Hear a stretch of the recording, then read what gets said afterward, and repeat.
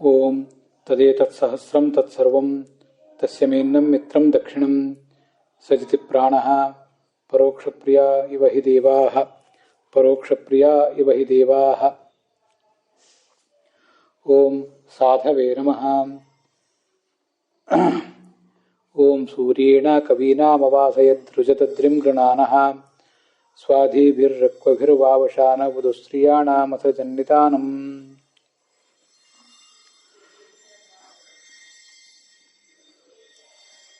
ಶ್ರೀ ಗುರುಭ್ಯೋ ನಮಃ. ಮಹಾಭಾರತದ ಅನುಶಾಸನ ಪರ್ವದ 249ನೇ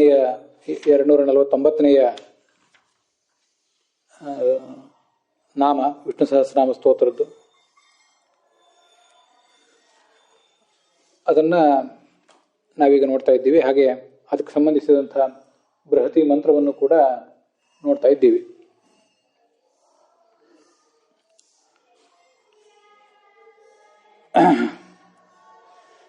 ಮೂಲ ಋಗ್ವೇದದ ಮಂತ್ರ ಏನಿದೆ, ಆ ಋಗ್ವೇದದ ಮಂತ್ರವನ್ನು ಕೂಡ ಕಳೆದ ದಿವಸ ನೋಡಿದ್ದೀವಿ.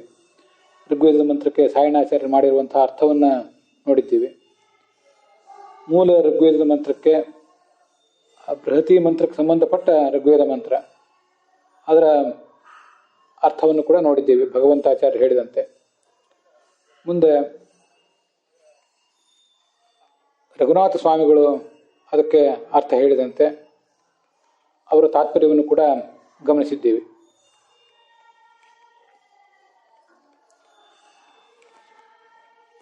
ಸಾಧು ಅನ್ನೋ ಶಬ್ದದ ಅರ್ಥಗಳನ್ನು ಕೂಡ ಸೂಕ್ಷ್ಮವಾಗಿ ಗಮನಿಸಿದ್ದೀವಿ.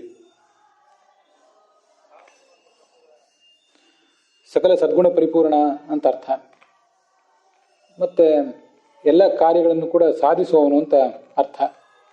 ಅದನ್ನು ಕೂಡ ನೋಡಿದ್ದೇವೆ. ನಾವಾದರೆ ಯಾವುದೋ ಒಂದು ಕಾರ್ಯವನ್ನು ಸಾಧಿಸುವವರು. ಆದ್ದರಿಂದ ನಮ್ಮನ್ನು ಸಾಧಕರು ಅಂತ ಹೇಳಿದರೆ ಯಾವ ಕಾರ್ಯವನ್ನು ಸಾಧಿಸುವವರು ಅಂತ ನಿರ್ದಿಷ್ಟವಾಗಿ ಹೇಳಬೇಕಾಗ್ತದೆ. ಯಾಕಂದರೆ ನಾವೆಲ್ಲ ಕಾರ್ಯಗಳನ್ನು ಸಾಧಿಸಿದವರಲ್ಲ. ಭಗವಂತ ಸೃಷ್ಟಿ, ಸ್ಥಿತಿ, ಲಯ ಮೊದಲಾದ ಎಲ್ಲ ಕಾರ್ಯಗಳನ್ನು ಸಾಧಕನಿಗೆ ಆಗಬೇಕಾದಂಥ ಜ್ಞಾನ, ಅಜ್ಞಾನ, ಜ್ಞಾನ, ಮೋಕ್ಷ ಮೊದಲಾದ ಎಲ್ಲವನ್ನೂ ಕೂಡ ಕೊಡುವವನು ಅಂತ ಅದರ ತಾತ್ಪರ್ಯ. ಸಾಧಕನ ಮಾಡಿದಂಥ ಸ್ತೋತ್ರಗಳನ್ನು ಸ್ವೀಕಾರ ಮಾಡ್ತಾನೆ. ಅವನ ಅಜ್ಞಾನವನ್ನು ಪರಿಹಾರ ಮಾಡಿ ಅವನಿಗೆ ಜ್ಞಾನ ಕೊಡ್ತಾನೆ. ಮುಂದೆ ಅವನನ್ನು ಜ್ಞಾನಿಗಳಿಗೆ ಮಾತ್ರ ಗಮ್ಯವಾದ ತನ್ನ ರೂಪವನ್ನು ಕೂಡ ತೋರಿಸ್ತಾನೆ. ಇಷ್ಟನ್ನು ಈ ಹಿಂದೆ ನೋಡಿದ್ದೇವೆ. ಈಗ ಈ ಮಂತ್ರಕ್ಕೆ ಸಂಬಂಧಪಟ್ಟಂತೆ ನಾನೇನು ಅರ್ಥ ಮಾಡ್ಕೊಂಡಿದ್ದೇನೆ ಅನ್ನೋದನ್ನು ಕೂಡ ನೋಡಬೇಕಾಗಿದೆ. ರುಜದದ್ರಿಂ ಅಂತ ಮೂಲ ಮಂತ್ರದಲ್ಲಿದೆ. ರುಜದದ್ರಿಂ ಗೃಣಾನಃ ಅಂತ. ಅಲ್ಲಿ ಅವರು ರುಜತ್ ಅಂದರೆ ಅರುಜತ್, ಭಂಗ ಮಾಡಿದನು ಅಂತ ಹೀಗೆ ಅದನ್ನು ಲಂಗ್ಲಕಾರವಾಗಿ ಇಟ್ಕೊಂಡಿದ್ದಾರೆ. ನಾನು ಅದನ್ನು ಅದ್ರಿ ಅನ್ನೋದನ್ನು ಮುಖ್ಯ ಪ್ರಾಣ ಅಂತ ಅರ್ಥ ಇಟ್ಕೊಂಡಿದ್ದೇನೆ. ಅದ್ರಿ ಯಾಕೆ ಅಂದರೆ ಆದರಣೀಯನಾದವನು, ಸರ್ವಜನರಿಗೂ ಕೂಡ ಆದರಣೀಯನಾದಂಥ ಮುಖ್ಯ ಪ್ರಾಣನೇ ಅದ್ರಿ. ಅವನಿಗೆ ರುಜದದ್ರಿ ಅಂತ ವಿಶೇಷಣ. ರುಜತ್ ಅಂದರೆ ರುಜೋಭಂಗೆ ಅಂತ ಧಾತು. ದೈತ್ಯರನ್ನ ಭಗ್ನರನ್ನಾಗಿ ಮಾಡುವವನು. ಆ ಕಾರಣಕ್ಕಾಗಿ ಆತ ರುಜತ್. ದೈತ್ಯರನ್ನ ಭಗ್ನ ಮಾಡುವ, ಆ ಮೂಲಕ ಎಲ್ಲ ದೇವತೆಗಳ ಭಕ್ತರ ಆದರಕ್ಕೆ ಪಾತ್ರನಾದಂತಹ ಮುಖ್ಯ ಪ್ರಾಣನೇ ರುಜದದ್ರಿ. ಅಂಥ ಮುಖ್ಯ ಪ್ರಾಣನ ಜೊತೆಗೆ ಗೃಣಾನಃ ಅಂದರೆ ಸಮಾಲೋಚನೆ ಮಾಡಿ, ಸಂಭಾಷಣೆ ಮಾಡಿ, ಅವನ ಸಲಹೆಯನ್ನು ತಗೊಂಡು ಅವನ ಪ್ರಾರ್ಥನೆಯನ್ನು ಮನ್ನಿಸಿ, ಈ ಇಂದ್ರ ಅಂದರೆ ಭಗವಂತ ಅವನು ಕವೀನಾಂ ಜ್ಞಾನಿಗಳಿಗೆ, ಎಲ್ಲ ಜ್ಞಾನಿಗಳಿಗೂ ಕೂಡ, ದೇವತೆಗಳು, ಋಷಿಗಳು, ಪಿತೃಗಳು, ಚಕ್ರವರ್ತಿಗಳು, ಮನುಷ್ಯರು ಅನ್ನುವ ಜ್ಞಾನಿ ವರ್ಗಕ್ಕೆ, ಆ ಜ್ಞಾನಿ ವರ್ಗವನ್ನು ಸೂರ್ಯನ ಜೊತೆಗೆ ಇಟ್ಟ. ಸೂರ್ಯನ ಅವಾಸಯತ್ ಅಂತಿದೆ. ಸೂರ್ಯನ ಜೊತೆಗೆ ಇಡುವುದು ಅಂದ್ರೆ ಏನರ್ಥ? ಸೂರ್ಯ ಅಂದರೆ ನಮಗೆ ಗೊತ್ತಿದೆ, ಇದು ಈಶಾವಾಸ್ಯ ಉಪನಿಷತ್ತಿನ ಭಾಷ್ಯದಲ್ಲಿ ಬಂದಿದೆ. ಸೂರ್ಯಸ್ಯ ಸೂರ್ಯಗಮ್ಯತ್ವಾತ್ ಅಂತ. ಸೂರ್ಯ ಅಂದರೆ ಜ್ಞಾನಿಗಳು, ಅವರಿಂದ ಯ ಅಂದರೆ ಗಮ್ಯನಾದ ಭಗವಂತ. ಜ್ಞಾನಿಗಳಿಗೆ ಗಮ್ಯವಾದ ಭಗವಂತ, ತನ್ನದೇ ಆದ ರೂಪ. ಆ ಜ್ಞಾನಿಗಳಿಗೆ ಗಮ್ಯವಾದ ತನ್ನ ರೂಪದೊಂದಿಗೆ ಆ ಎಲ್ಲ ಜ್ಞಾನಿಗಳನ್ನು ಇಟ್ಟ, ತನ್ನ ಸಾಕ್ಷಾತ್ಕಾರವನ್ನು ಕೊಟ್ಟ, ತನ್ನ ಮುಕ್ತಿಯನ್ನು ಕೊಟ್ಟ ಅಂತ ಅದರ ತಾತ್ಪರ್ಯ ಆಗ್ತದೆ ಅಷ್ಟೆ.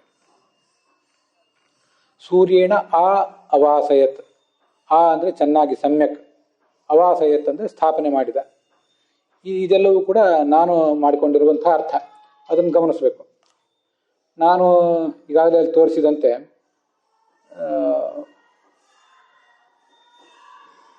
ರುಜತದ್ರಿ, ಅದ್ರಿ ಅಂದರೆ ಮುಖ್ಯ ಪ್ರಾಣ ಅಂತ ಅರ್ಥ ಮಾಡಿದ್ದೇನೆ.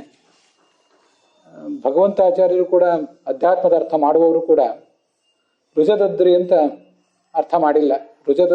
ಅವರು ಅದ್ರಿ ಅಂದರೆ ಯಾರಿಗೂ ಮಣಿಯದ ದೈತ್ಯ ವರ್ಗ, ಅದನ್ನು ಇವನು ರುಜತ್, ಭಗ್ನ ಮಾಡಿದ ಅಂತ ಅರ್ಥ ಹೇಳಿದ್ದಾರೆ. ನಾನು ರುಜತ್ ಅನ್ನೋದನ್ನು ಲಂಗ್ಲಕಾರವಾಗಿ ಇಟ್ಕೊಳ್ಳದೆ ಶತ್ರು ಪ್ರತ್ಯಯವಾಗಿ ಇಟ್ಕೊಂಡಿದ್ದೇನೆ. ಶತ್ರು ಪ್ರತ್ಯಯವಾಗಿ ಇಟ್ಕೊಂಡು ಆ ಅದ್ರಿ ಎಲ್ಲ ಜನರಿಗೂ ಆಧಾರಕ್ಕೆ ಪಾತ್ರನಾದ ಮುಖ್ಯ ಪ್ರಾಣ ಅಂತ ಹೀಗೆ ಅದಕ್ಕೆ ಅರ್ಥ ಹೇಳಿದ್ದೇನೆ. ಮತ್ತೆ ಸೂರ್ಯ ಅಂದರೆ ಸೂರ್ಯನಿಗಳಿಗೆ ಜ್ಞಾನಿಗಳಿಗೆ ಪ್ರಾಪ್ಯವಾದಂತಹ ಭಗವಂತನ ರೂಪ ಅಂತಲೂ ಕೂಡ ನಾನು ಅರ್ಥ ಹೇಳಿದ್ದೇನೆ. ಭಗವಂತಾಚಾರ್ಯರು ಕೂಡ ಆ ಅಧ್ಯಾತ್ಮದ ಅರ್ಥವನ್ನು ಹೇಳಿದ್ರು, ಅವರ ಅರ್ಥ ಹೇಳಿದ್ದು ಬೇರೆ ಇದೆ. ಅವರ ಅರ್ಥ ಹೇಳಿದ್ದು ಶ್ರೇಷ್ಠವಾಗಿಯೇ ಇದೆ, ಅದ್ರ ಬಗ್ಗೆ ನಮ್ದು ಆಕ್ಷೇಪ ಏನಿಲ್ಲ. ಏನು ವ್ಯತ್ಯಾಸ ಅಂತನ್ನುವುದನ್ನು ನಿಮ್ಮ ಗಮನಕ್ಕೆ ತಂದೆ ಅಷ್ಟೆ.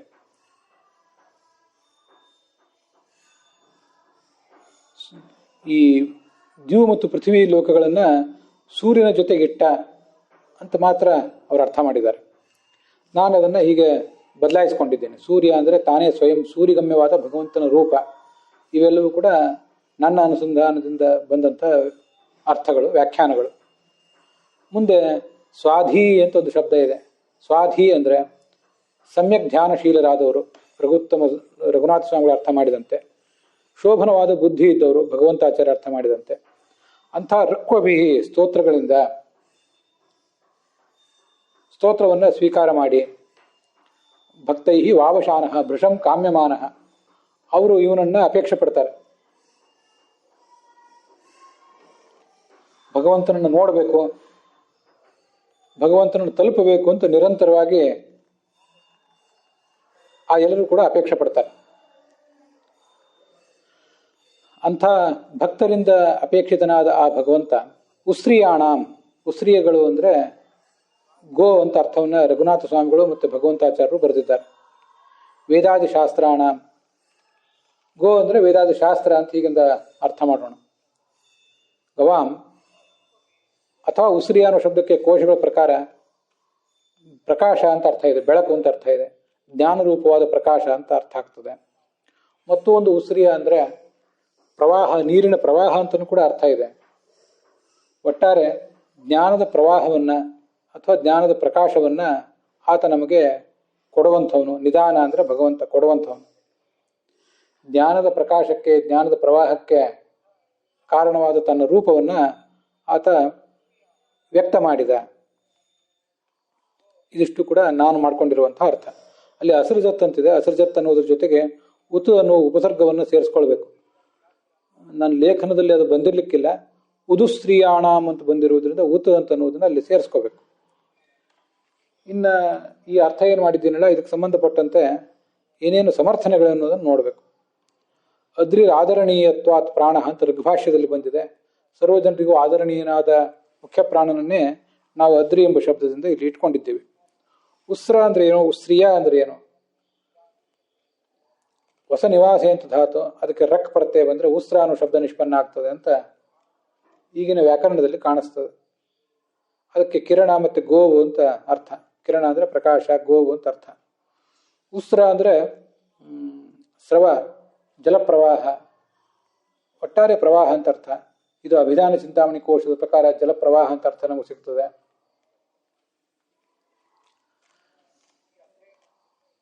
ಇಲ್ಲಿ ಸಾಧು ಅಂತಿದೆಯಲ್ಲ, ಸಾಧು ಅನ್ನೋ ಶಬ್ದಕ್ಕೆ ಏನರ್ಥ, ಭಗವಂತಾಚಾರ್ಯ ಏನರ್ಥ ಹೇಳ್ತಾರೆ ಅನ್ನೋದನ್ನ ಈಗಾಗಲೇ ಹಿಂದೆ ನೋಡಿದ್ದೀವಿ ಕಳೆದ ದಿವಸ. ಸಾಧು ಅನ್ನುವಲ್ಲಿ ಸಾ ಅಂತ ಒಂದು ಅಕ್ಷರ ಇದೆ, ಧು ಅಂತ ಇನ್ನೊಂದು ಅಕ್ಷರ ಇದೆ. ಸಾಧು ಅಲ್ಲಿ ಸಾ ಎಂಬ ಅಕ್ಷರ ಸಾರ ಎಂಬ ಅಕ್ಷರದ ಸಂಕ್ಷಿಪ್ತ ರೂಪ. ಅಂದರೆ ಸಾರ ಅಂದರೆ ಶ್ರೇಷ್ಠವಾದದ್ದು, ಸ್ತೋತ್ರಗಳು ಅಂತ ಅರ್ಥ. ಶ್ರೇಷ್ಠವಾದ ಸ್ತೋತ್ರಗಳು. ಶ್ರೇಷ್ಠವಾದದ್ದು ಯಾವುದೂ ಆಗಬಹುದು. ಆ ಶ್ರೇಷ್ಠವಾದದ್ದೆಲ್ಲವನ್ನೂ ಕೂಡ ನಾವು ಭಗವಂತನಿಗೆ ಧೀಯಂತೆ, ಶ್ರೇಷ್ಠವಾದಂಥ ಸ್ತೋತ್ರ, ಶ್ರೇಷ್ಠವಾದಂಥ ಪೂಜೆ, ಅದೆಲ್ಲವನ್ನು ಕೂಡ ನಾವು ಭಗವಂತನಿಗೆ ಅರ್ಪಣೆ ಮಾಡ್ತೇವೆ. ಆದ್ದರಿಂದ ಧ ಅಂದರೆ ಧೀಯಂತೆ, ಯಸ್ಮಿನ್ ಧೀಯಂತೆ, ಯಾವುದನ್ನು ಭಗವಂತನಿಗೆ ನಾವು ಅರ್ಪಣೆ ಮಾಡ್ತೀವೋ ಆ ಭಗವಂತನೇ ಧ ಅಂತ ಕರೆಸ್ಕೋತಾನೆ. ಅದಕ್ಕೆ ಹೂ ಅನ್ನುವ ಪ್ರತ್ಯಯ ಬಂದಿದೆ ಅಷ್ಟೆ. ಹೀಗೆ ಹೂ ಅನ್ನುವ ಪ್ರತ್ಯಯ ಬಂದು ಸಾಧು ಅಂತ ಶಬ್ದ ನಿಷ್ಪನ್ನ ಆಗಿದೆ. ಇದು ಭಗವಂತಾಚಾರ್ಯ ತೋರಿಸಿಕೊಟ್ಟಂತ ಅರ್ಥ. ಸದ್ಗುಣ ಭರಿತ ಅನ್ನೋ ಅರ್ಥವನ್ನು ಅವರು ಮತ್ತೆ ಬನ್ನಂಜ ಗೋವಿಂದಾಚಾರ್ಯರು ಕೂಡ ಉಲ್ಲೇಖಿಸಿದ್ದಾರೆ. ಒಟ್ಟಾರೆ ಸಾಧಕರ ಸ್ತೋತ್ರವನ್ನು ಸ್ವೀಕಾರ ಮಾಡಿ, ಅಲ್ಲಿ ಸಾಧಯತಿ ಸರ್ವಮಿತಿ ಸಾಧು ಅಂತ ಬನ್ನಂಜ ಗೋವಿಂದಾಚಾರ್ಯ ಅರ್ಥ ಮಾಡಿದ್ದಾರೆ. ಅದೇ ನಾನು ಆವಾಗ ಹೇಳಿದ್ದು. ನಾವಾದರೆ ಸಾಧುಗಳು ಯಾವಾಗ ಅಂದರೆ ಯಾವುದೋ ಒಂದು ಕೆಲಸವನ್ನು ಮಾಡಿದ್ರಿಂದ ನಾವು ಸಾಧುಗಳು. ಭಗವಂತ ಎಲ್ಲ ಕೆಲಸಗಳನ್ನು ಕೂಡ ಮಾಡುವುದರಿಂದ ಆತ ಸಾಧು. ಅವನಿಗೆ ನಾವು ಯಾವ ಕೆಲಸಕ್ಕೆ ಸಾಧು ಅಂತ ನಿರ್ದಿಷ್ಟವಾಗಿ ಹೇಳಬೇಕಾದ ಅಗತ್ಯ ಇಲ್ಲ. ಸಾಧಕಾನಾಂ ಸ್ತೋತ್ರಂ ಸ್ವೀಕೃತ್ಯ, ಸಾಧಕರು ಭಕ್ತರು ತಮ್ಮ ಸ್ತೋತ್ರವನ್ನೇನು ಭಗವಂತನಿಗಾಗಿ ಮಾಡ್ತಾರೆ ಆ ಸ್ತೋತ್ರವನ್ನು ಸ್ವೀಕಾರ ಮಾಡ್ತಾನೆ. ಜ್ಞಾನದ ಬೆಳಕನ್ನು, ಜ್ಞಾನದ ಪ್ರವಾಹವನ್ನು ಕೊಡ್ತಾನೆ. ಮತ್ತೆ ಕೊನೆಗೆ ಜ್ಞಾನಿಗಳಿಗೆ ಗಮ್ಯವಾದ ತನ್ನ ರೂಪವನ್ನು, ಸೂರ್ಯ ಎಂಬ ರೂಪವನ್ನು ತೋರಿಸ್ತಾನೆ ಅಂತ. ಹೀಗೆ ಸರ್ವಂ ಸಾಧಯತಿ, ಇದನ್ನು ನಾನು ಹೀಗೆ ಅರ್ಥದ ವ್ಯಾಪ್ತಿಯನ್ನು ಹಿಗ್ಗಿಸಿಕೊಂಡಿದ್ದೇನೆ. ಇದನ್ನು ಬೃಹತಿ ಮಂತ್ರ ಸುಸ್ಪಷ್ಟವಾಗಿಯೇ ಹೇಳೇ ಇದೆ. ಅದು ಹೇಗೆ ಅದನ್ನು ಗಮನಿಸಿದ್ದೀವಿ ಈಗಾಗಲೇ. ಸೂರ್ಯೇಣ ಅಂದರೆ ಜ್ಞಾನಿಗಳಿಗೆ ಗಮ್ಯವಾದ ರೂಪದ ಜೊತೆಗೆ ಕವಿಗಳನ್ನು ಅಂದರೆ ಜ್ಞಾನಿಗಳನ್ನು ಇಟ್ಟಿದ್ದಾನೆ, ಇದು ಬಂದಿದೆ. ಮತ್ತು ಸ್ವಾದಿಭಿಹಿ ರಿಕ್ವಭಿಹಿ ವಾವಶಾನಃ, ಧ್ಯಾನಶೀಲರಾದ ಮತ್ತು ಜ್ಞಾನಿಗಳಾದ ಋತ್ವಿಕಗಳು, ಪುರೋಹಿತರು, ಭಕ್ತರು, ಅವರಿಂದ ಇದನ್ನು ಅಪೇಕ್ಷಿತನಾಗಿದ್ದಾನೆ. ಕೊನೆಗೆ ಜ್ಞಾನದ ಪ್ರಕಾಶಕ್ಕೆ, ಜ್ಞಾನದ ಪ್ರವಾಹಕ್ಕೆ ಕಾರಣವಾದ ತನ್ನ ರೂಪವನ್ನು ಅವರಿಗಾಗಿ ಸೃಷ್ಟಿ ಮಾಡಿಕೊಟ್ಟಿದ್ದಾನೆ ಕೂಡ ಅಂತ ಹೀಗೆಲ್ಲ ಸ್ಪಷ್ಟವಾಗಿ ಬಂದಿದೆ. ಆದ್ದರಿಂದ ಸಾಧು ಎಂಬ ಶಬ್ದ ಇಷ್ಟೆಲ್ಲ ಅರ್ಥಗಳನ್ನು ಹೇಳ್ತದೆ. ಬೃಹತಿ ಮಂತ್ರ ಸಾಧು ಎಂಬ ಶಬ್ದ ಏನನ್ನು ಸಂಕ್ಷಿಪ್ತವಾಗಿ ಹೇಳಿದೆಯೋ ಅದನ್ನು ಬೃಹತಿ ಮಂತ್ರ ವಿಸ್ತರಿಸಿದೆ. ಇದಿಷ್ಟಾಯಿತು. ಮುಂದೆ ಇದರ ಭಾವಾರ್ಥ ನಾವು ಗಮನಿಸಬೇಕು. ಪ್ರಾಣದೇವ ಸರ್ವಜನರಿಗೂ ಆದರಣೀಯ. ಯಾಕೆಂದರೆ ಅವನು ದೈತ್ಯ ಭಂಜಕ. ಅಂತಹ ಪ್ರಾಣದೇವನೊಂದಿಗೆ ಸಮಾಲೋಚನೆ ಮಾಡ್ತಾನೆ ಭಗವಂತ. ಯಾವ ಭಕ್ತನನ್ನು ತನ್ನ ಬಳಿ ಕರ್ಕೊಳ್ಬೇಕು, ಯಾವ ಭಕ್ತನಿಗೆ ಜ್ಞಾನ ಕೊಡಬೇಕು ಅನ್ನುವುದನ್ನೆಲ್ಲ ಮುಖ್ಯ ಪ್ರಾಣ ಭಗವಂತನಲ್ಲಿ ಶಿಫಾರಸ್ ಮಾಡಬೇಕು. ತಸ್ಮಿನ್ನಪೋ ಮಾತರಿಶ್ವಾ ದಧಾತಿ ಅಂತ ನಮ್ಗೆ ಗೊತ್ತಿದೆ. ಈ ಭಕ್ತನಾದವನು ಜ್ಞಾನ, ಕರ್ಮ ಇತ್ಯಾದಿಗಳನ್ನು ತನ್ನ ಯೋಗ್ಯತೆಗೆ ಅನುಗುಣವಾಗಿ ಮಾಡಿ ಮುಗಿಸಿದ್ದಾನೆ. ಆದ್ದರಿಂದ ಭಗವಂತನೇ ಈತನನ್ನು ಪರಿಗ್ರಹಿಸುವಂಥ ಮುಖ್ಯ ಪ್ರಾಣ ಸಮಾಲೋಚನೆಯನ್ನು ಭಗವಂತನಿಗೆ ಕೊಟ್ಟಾಗ ಆ ಭಗವಂತ ಅದೆಲ್ಲವನ್ನು ಕೂಡ ಸ್ವೀಕಾರ ಮಾಡಿ ಆ ಸಾಧಕನನ್ನು ತನ್ನ ಬಳಿಗೆ ಕರ್ಕೊಳ್ತಾನೆ. ಇದಿಷ್ಟು ನಮಗೆ ಗೊತ್ತಿರುವಂತಹ ಅರ್ಥ. ಅದಕ್ಕಾಗಿ ರುಜದದ್ರಿಂ ಗೃಣಾನಃ, ಗೃಣಾನ ಅಂದರೆ ಸ್ತೋತ್ರ ಮಾಡಿದವನು ಅಂತ ಎಲ್ಲರೂ ಕೂಡ ಅರ್ಥ ಮಾಡಿದ್ದಾರೆ. ಸ್ತೋತ್ರ ಅಂತಲೇ ಅರ್ಥ ಆಗಬೇಕಾಗಿಲ್ಲ. ಎಲ್ಲರನ್ನೂ ಮುಖ್ಯ ಪ್ರಾಣ ಜೊತೆಗೆ ಸಮಾಲೋಚನೆ ಮಾಡಿದವನು ಅಂತಲೂ ಅರ್ಥ ಆಗಬಹುದು. ಹೀಗೆ ಜ್ಞಾನಿಗಳಿಗೆ ತನ್ನ ರೂಪವನ್ನು ತೋರಿಸ್ತಾನೆ, ತನ್ನೊಳಗೆ ಇಟ್ಕೊಳ್ತಾನೆ. ಅಲ್ಲದೆ ಜ್ಞಾನಿಗಳಾದ ಸ್ತೋತ್ರಗಳಿಂದ ಅಪೇಕ್ಷಿತನಾದಂಥ ಅವರು ಇವನನ್ನು ಬಯಸ್ತಾರೆ, ಇವನ ಸಾನ್ನಿಧ್ಯವನ್ನು ಬಯಸ್ತಾರೆ. ಆತ ಅಂಥ ಭಗವಂತ ವೇದಾದಿ ಶಾಸ್ತ್ರಗಳಿಗೆ ಅಭಿವ್ಯಂಜಕವಾದಂತಹ ಜ್ಞಾನ ಪ್ರಕಾಶ ಪ್ರವಾಹಕ್ಕೆ ದಾಯಕವಾದ ತನ್ನ ರೂಪವನ್ನು ಹಯಗ್ರೀವ, ವೇದವ್ಯಾಸ, ದತ್ತ, ಕಪಿಲ ಮೊದಲಾದ ರೂಪವನ್ನು ಅಭಿವ್ಯಕ್ತ ಮಾಡಿಕೊಡ್ತಾನೆ ಆ ಭಕ್ತರಿಗಾಗಿ ಅಂತ ಅದರ ತಾತ್ಪರ್ಯ. ಇದಿಷ್ಟು ನನ್ನ ಅನ್ವಯಾರ್ಥ ಮತ್ತು ಭಾವಾರ್ಥವನ್ನು ಈಗ ನೋಡಿದ್ದೀವಿ.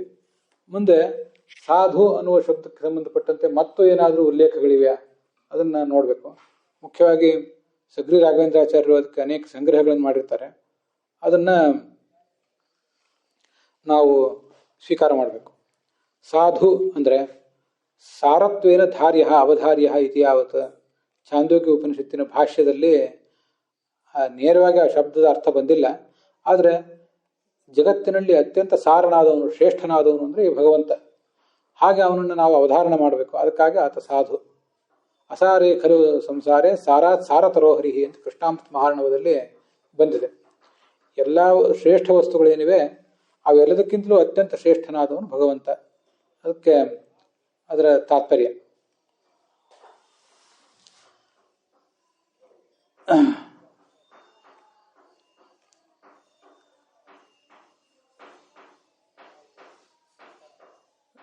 ಸಾಧು ಎಂಬ ಶಬ್ದಕ್ಕೆ ಏನು ಅರ್ಥ ಇದೆಯೋ ಅದೇ ಸಾಮ ಎಂಬ ಶಬ್ದಕ್ಕೆ ಅರ್ಥ ಅಂತ ಛಾಂದೋಗ್ಯ ಉಪನಿಷತ್ತಿನಲ್ಲಿ ಅದರ ವಿವರಣೆ ಕೇಳಿ ಬರ್ತದೆ.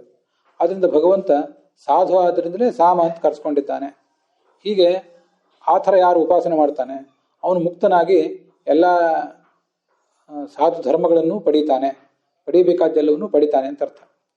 ಸಮಸ್ತಸ್ಯ ಖಲು ಸಾಮ್ನಃ ಉಪಾಸನಂ ಸಾಧು ಯತ್ ಖಲು ಸಾಧು ತತ್ ಸಾಮಿ ಇತ್ಯಾಚಕ್ಷತೆ. ಯಾವುದು ಸಾಧುವೋ ಅದೇ ಸಾಮ, ಇದು ಅಸಾಧು ತದ್ ಅಸಾಮ, ಯಾವುದು ಸಾಧು ಅಲ್ಲವೋ ಅದು ಅಸಾಮ. ಇತ್ಯಪ್ಯಾಹು ಸಾಮ್ನಾಯೇನ ಉಪ ಅಗಾದಿತಿ ಸಾಧುನೈನಂ ಉಪಾಗಾದಿತ್ಯೇವ ತದಾಹು. ಅಸಾಮ್ನೈನಂ ಉಪಾಗತ್ಯ ಉಪಾಗಾದಿತ್ಯ ಸಾಧುನಾ ಏನಂ ಉಪಾಗಾದಿತ್ಯೇವ ತಥಾ ಆಹು. ಅಥೋಪ್ಯಾಹು ಸಾಧುನೋ ಬತೇತಿ. ಯತ್ ಸಾಧು ಭವತಿ ಸಾಧು ಪತೇತ್ಯಾಹು. ಅಸಾಮನೋ ಬತೇತಿ ಯದಸಾಧು ಭವತ್ಯಸಾಧು ಪತೇತ್ಯೇವ ತದಾಹು. ಒಟ್ಟಾರೆ ನಿರ್ದುಷ್ಟನಾಗಿ ಶೋಭಿಸ್ತಾ ಇರುವವನು ಅಂತ ಅದರ ಇಷ್ಟೆಲ್ಲ ಅರ್ಥ ಆಗ್ತದೆ.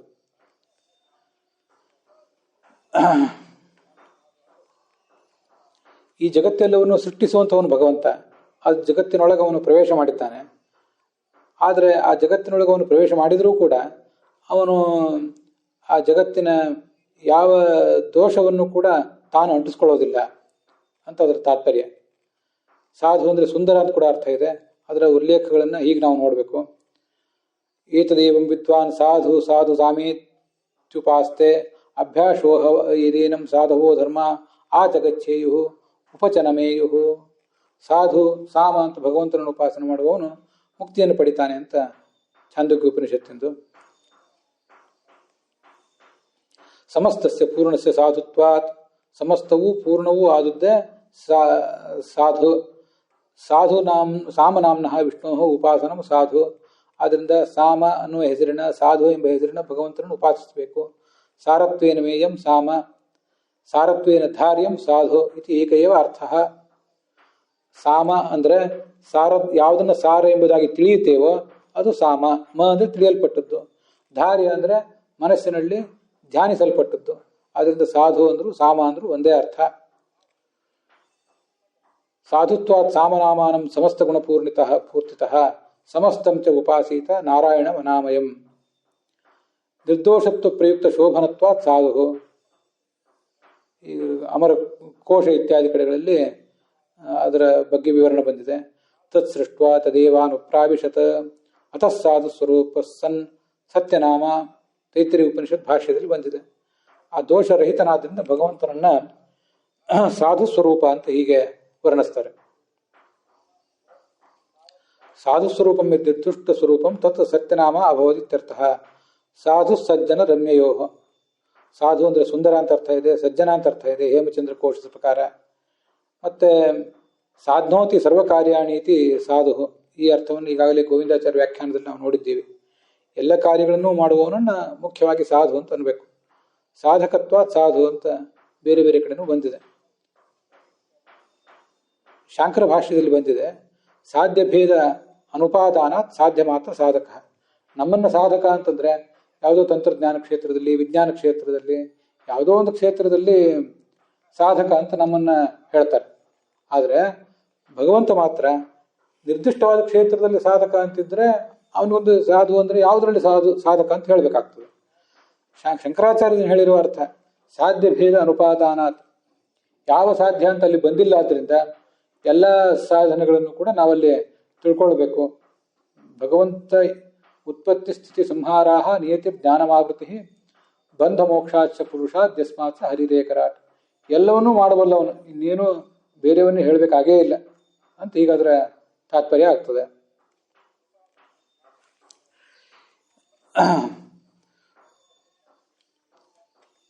ಸಾಧ್ನೋತಿ ಪರಕಾರ್ಯಮಿತಿ ಸಾಧು, ಸತ್ಯಸಂಧ ಸ್ವಾಮಿಗಳು ಹೇಳಿರುವಂತೆ ಅದನ್ನು ಮುಂದೆ ನಾವು ನೋಡೋರಿದ್ದೀವಿ. ಈಗಲೂ ಅದು ಬಂತಾದ್ರಿಂದ ಹೇಳಿದೆ. ಇನ್ನೊಬ್ಬರ ಭಕ್ತರ ಕಾರ್ಯಗಳನ್ನು ಸಾಧನೆ ಮಾಡಿಕೊಡುವವನು. ಶಾಂಕರ ಭಾಷ್ಯಕ್ಕನುಸಾರವಾಗಿ ನ್ಯಾಯವರ್ತಿ, ಯಾವತ್ತೂ ಕೂಡ ನ್ಯಾಯದ ಮಾರ್ಗವನ್ನು, ಸಜ್ಜನ ಪಕ್ಷಪಾತವನ್ನು ಬಿಡದೇ ಇರುವವನಾದ್ರಿಂದ ಆತ ಸಾಧು. ಮತ್ತಿನ್ನೂ ಕೆಲವು ಬೇರೆ ಬೇರೆ ವ್ಯಾಖ್ಯಾನಗಳ ಪ್ರಕಾರ ಸಿದ್ಧಿರೂಪನಾದವನು, ಭಗವಂತನನ್ನೇ ನಾವು ತಲುಪಬೇಕಾದದ್ದು ಅಂಥ ಭಗವಂತ ಅವನು. ತದಪೇಕ್ಷಿತ ದೌತ್ಯ ಸಾರಥ್ಯಾದಿ ಸಾಧಯತಿ ಸಾಧು. ತನ್ನ ಭಕ್ತರಾದವರಿಗೆ ದೂತನಾಗಿ ಕೆಲಸ ಮಾಡ್ತಾನೆ, ಸಾರಥಿಯಾಗಿ ಕೆಲಸ ಮಾಡ್ತಾನೆ, ಹೀಗೆ ಎಲ್ಲವನ್ನೂ ಕೂಡ ಮಾಡುವವನಾದ್ರಿಂದ ಅವನು ಸಾಧು ಅಂತ ಹೀಗೆ ಅದರ ಅರ್ಥ. ಅವನು ಅರ್ಜುನನಿಗೆ ಅವನ ರಥದಲ್ಲಿ ಕೂತ್ಕೊಂಡು ಸಾರಥ್ಯ ಮಾಡಿದ್ದಾನೆ. ಅದು ಕುರುಕ್ಷೇತ್ರದ ಒಂದು ಯುದ್ಧಕ್ಕೆ ಸೀಮಿತವಾದಂತಹ ಪ್ರಕರಣ. ಅದಷ್ಟೇ ಅಲ್ಲದೇನೆ ಅವನು ನಮ್ಮ ಈ ದೇಹವೆಂಬ ರಥದಲ್ಲಿ ಕೂತ್ಕೊಂಡು ನಮ್ಮನ್ನು ಮುನ್ನಡೆಸಿದ್ದಾನೆ. ಆದ್ದರಿಂದ ಆತ ಸಾಧು ಅಂತ ನಾವು ಹೀಗೆ ಧ್ಯಾನಿಸಬೇಕು. ಹೀಗೆ ಭಗವಂತನಲ್ಲಿ ಎಲ್ಲ ಗುಣಗಳನ್ನು ಕೂಡ ನಾವು ಅನುಸಂಧಾನ ಮಾಡಬೇಕು ಅನ್ನೋದು ಆ ಸಾಧು ಅನ್ನೋದನ್ನು ತಿಳಿಸ್ತದೆ. ಮುಖ್ಯವಾಗಿ ಸರ್ವಕರ್ತ ನ ಕ್ರಿಯತೆ, ಅವನು ಸರ್ವಕರ್ತ, ಎಲ್ಲವನ್ನೂ ಮಾಡ್ತಾನೆ. ಕರ್ತ ಅಂತ ಹೇಳಿದ್ರೆ ಏನು ಅರ್ಥವೋ ಎಲ್ಲವನ್ನೂ ಮಾಡುವವನು ಅಂತಲೇ ಅರ್ಥ. ಸಾಧು ಅಂದ್ರೂ ಅದೇ ಅರ್ಥ.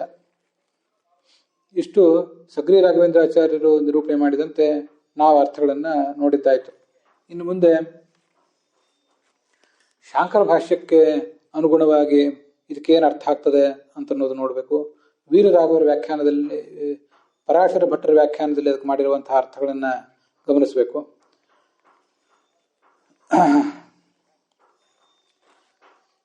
ನಾನು ಈಗಾಗಲೇ ಶಾಂಕರ ಭಾಷೆದ ಉಲ್ಲೇಖಗಳನ್ನ ಸಗ್ರಿ ರಾಘವೇಂದ್ರಾಚಾರ್ಯ ಪುಸ್ತಕದಲ್ಲಿ ನೋಡಿದೆವು.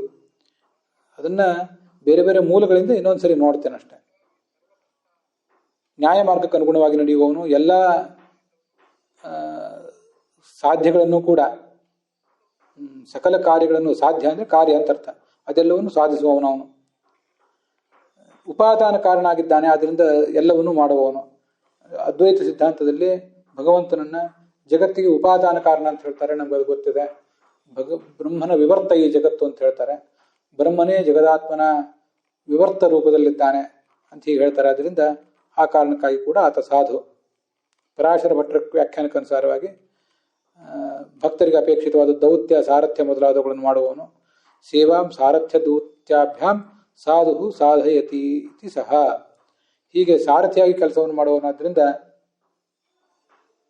ಅವನನ್ನ ಸಾಧು ಅಂತ ವರ್ಣನೆ ಮಾಡ್ತಾರೆ. ಸತ್ಯಸಂಧ ಸ್ವಾಮಿಗಳ ವ್ಯಾಖ್ಯಾನಕ್ಕನುಸಾರವಾಗಿ ಪರಕಾರ್ಯವನ್ನ ಸಾಧಿಸುವವನು ಅಂತ ಅರ್ಥ ಆಗ್ತದೆ. ಅದನ್ನ ಈಗಿಲ್ಲಿ ನಾವು ನೋಡಬೇಕು. ಸತ್ಯಸಂಧರ ಅರ್ಥಗಳನ್ನು ನೋಡಿದ್ದಾಯ್ತು. ಸತ್ಯಸಂಧರ ಆ ಒಂದು ಗ್ರಂಥದಲ್ಲಿಯೂ ಕೂಡ ಏನು ಅರ್ಥ ಬಂದಿದೆ ಅಂತನ್ನೋದನ್ನ ಸ್ವಲ್ಪ ಈಗ ಗಮನಿಸಬೇಕು.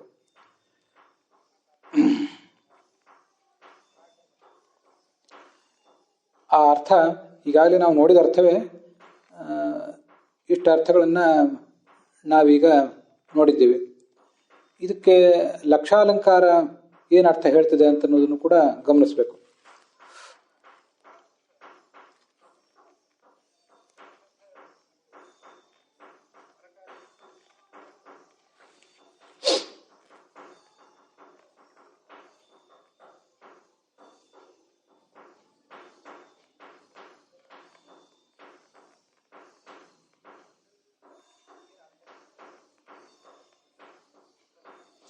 ಸಾಧ್ನೋತಿ ಪರಕಾರ್ಯಮಿತಿ ಸಾಧು ಅಂತ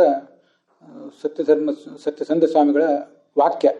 ಕನ್ನಡದ ಅನುವಾದವನ್ನು ನೋಡುವುದಲ್ಲದೆ ಆ ದೊಡ್ಡವರು ಮಾಡಿದಂಥ ವಾಕ್ಯಗಳನ್ನು ಕೂಡ, ಅವರು ರಚಿಸಿದ ವಾಕ್ಯಗಳನ್ನು ಕೂಡ ನೋಡಬೇಕು ಅನ್ನೋದಕ್ಕಾಗಿ ಇದನ್ನು ಮಾಡ್ತಿದ್ದೇನೆ. ಇದಿಷ್ಟು ಸತ್ಯಸಂಧ ಸ್ವಾಮಿಗಳ ವ್ಯಾಖ್ಯಾನಕ್ಕನುಸಾರವಾಗಾಯಿತು. ಇನ್ನು ಮುಂದೆ ಲಕ್ಷಾಲಂಕಾರ ಇದನ್ನೇನು ಅರ್ಥ ಹೇಳಿದೆ ಅಂತ ಅನ್ನೋದನ್ನು ಗಮನಿಸಬೇಕು. ಲಕ್ಷಾಲಂಕಾರ ಮಹಾಭಾರತಕ್ಕೆ ವ್ಯಾಖ್ಯಾನ ಮಾಡಿದೆ. ಅಲ್ಲಿ ಅದು ಹಾಗೆ ವ್ಯಾಖ್ಯಾನ ಮಾಡುವಾಗ ಎಲ್ಲ ವಿಷ್ಣು ಸಹಸ್ರನಾಮದ ನಾಮಗಳನ್ನು ಅದು ವ್ಯಾಖ್ಯಾನಿಸಿಲ್ಲ. ಕೆಲವು ನಾಮಗಳನ್ನು ವ್ಯಾಖ್ಯಾನಿಸಿರ್ತದೆ. ಇಲ್ಲಿ ಸತ್ಕೃತಿ ಅಂತಿತ್ತು. ಸತ್ಕೃತಿ ಅನ್ನುವ ನಾಮವನ್ನು, ಹಿಂದಿನ ನಾಮ ಅದು, ಅದನ್ನ ಲಕ್ಷಾಲಂಕಾರ ವ್ಯಾಖ್ಯಾನ ಮಾಡಿಲ್ಲ ಅಂತ ನಾ ಹೇಳಿದ್ದೆ. ಸತ್ಕೃತಿ ಅಂದರೆ ಸತೀ ಕೃತಿ, ಆಕೃತಿರುವ. ಸತಿ ಅಂದರೆ ಸತ್ಯವಾದ ನಿರ್ದುಷ್ಟವಾದ ಕರ್ಮ ಅಥವಾ ಆಕೃತಿ ಅಂದರೆ ಅವನ ಸ್ವರೂಪ ಯಾರಿಗಿದೆ ಅವನು ಸತ್ಕೃತಿ ಅಂತ ಲಕ್ಷಾಲಂಕಾರ ಅದಕ್ಕೆ ಅರ್ಥ ಹೇಳಿದೆ. ಸತ್ಕೃತಿ ಸಾಧು ಅನ್ನೋ ನಾಮಕ್ಕೆ ಲಕ್ಷಾಲಂಕಾರ ಏನು ವ್ಯಾಖ್ಯಾನ ಮಾಡಿಲ್ಲ. ಆದ್ದರಿಂದ ನಾವು ಅದನ್ನು ಇಲ್ಲಿ ಇಟ್ಕೊಳ್ಬೇಕಾದಿಲ್ಲ. ಹೀಗೆ ಈ ಕಳೆದ 2 ದಿವಸ ಸಾಧು ಅನ್ನೋ ನಾಮದ ವಿಶೇಷ ಆಯಾಮಗಳನ್ನು ಗಮನಿಸಿದ್ದೀವಿ. ಮತ್ತು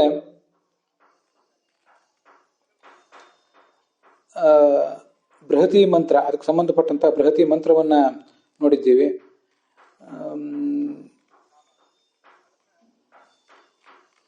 ಅದನ್ನು ಸಂಕ್ಷಿಪ್ತವಾಗಿ ಹೇಳುವುದಾದರೆ, ಜಗತ್ತಿನ ಸರ್ವ ವ್ಯಾಪಾರವನ್ನು ಸಾಧಿಸುವವನು, ಸಾಧಕನ ಜೀವನದಲ್ಲಿ ಆತನಿಗೆ ಸೃಷ್ಟಿ ಪಾಲನೆ ನಾಶವನ್ನು ಮಾಡುವವನು, ಆತನಿಗೆ ಅಜ್ಞಾನವನ್ನು ಕೊಡುವವನು, ಅಜ್ಞಾನವನ್ನು ಕಳೆಯಲಿಕ್ಕಾಗಿ ಜ್ಞಾನವನ್ನು ಕೊಡುವವನು, ಜ್ಞಾನವನ್ನು ಕೊಟ್ಟು ಮುಕ್ತಿಯನ್ನು ಕೊಡುವವನು, ಮುಕ್ತಿಯಲ್ಲಿ ಕೊಟ್ಟು ಮುಕ್ತಿಯಲ್ಲಿ ಆನಂದ ಕೊಡುವವನು, ಇಷ್ಟೆಲ್ಲ ಕಾರ್ಯಗಳನ್ನು ಸಾಧಿಸುವವನಾದ್ದರಿಂದ ಆತನನ್ನು ಹೀಗೆ ಸಾಧು ಅಂತ ಹೇಳ್ತಾರೆ.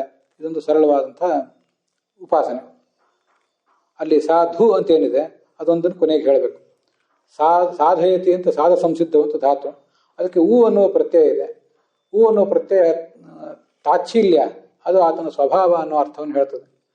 ನಾವು ನಮ್ಮ ಸ್ವಭಾವ ಅಲ್ಲದೇ ಇದ್ದುದನ್ನು ಅನೇಕ ಬಾರಿ ಮಾಡ್ತೇವೆ, ಬಹಳ ಪ್ರಯತ್ನಪಟ್ಟು. ಆದರೆ ಭಗವಂತ ವಿಷ್ಣು ಅನ್ನುವಲ್ಲೇನು ಹೇಗೆ ಜಗತ್ತನ್ನು ಪ್ರೇರಿಸುವುದು, ಜಗತ್ತಿಗೆ ನಿಯಾಮಕನಾಗಿರುವುದು, ಬಲ ಅನ್ನುವುದು ಆತನ ಸ್ವಭಾವ ಅನ್ನೋ ಅರ್ಥವನ್ನು ಹೇಳ್ತದೆ ಉಕಾರ. ಹಾಗೆ ಸಾಧು ಅನ್ನುವಲ್ಲೂ ಕೂಡ ಉಕಾರ ಆತನ ಅರ್ಥಗಳನ್ನೇ, ಆತನ ಸ್ವಭಾವ ಇದೆಲ್ಲವೂ ಕೂಡ, ಈ ಜಗತ್ತೆಲ್ಲವನ್ನು ಕೂಡ ಮಾಡುವುದು ಆತನ ಜಗತ್ತಿಗೆ ಎಲ್ಲವನ್ನೂ ಮಾಡುವುದು ಆತನ ಸ್ವಭಾವ ಅನ್ನೋ ಅರ್ಥವನ್ನು ಹೇಳ್ತದೆ. ಹೀಗೆ ಆ ಶಬ್ದದ ವ್ಯಾಖ್ಯಾನದೊಂದಿಗೆ ಇವತ್ತಿನ ಈ ಭಾಗ ಸಮಾಪ್ತವಾಗಿದೆ. ಹುಸಿಯ ನಾಡಿ ಹೊಟ್ಟೆ ಹೊರೆವ ವಿಷಯದಲ್ಲಿ ರಸಿಕನೆಂದು ಹುಸಿಗೆ ಹಾಕಿದಿರೋ ಇನ್ನು ಹೃಷಿಕೇಶನೆ, ಈಶನಿನ್ನ ಚರಣ ಭಜನೆ ಆಸೆಯಿಂದ ಮಾಡುವೆ, ದೋಷ ರಾಶಿ ನಾಶ ಮಾಡು ಶ್ರೀಶಕೇಶವ. ಶ್ರೀಕೃಷ್ಣಾರ್ಪಣ ವಸ್ತು.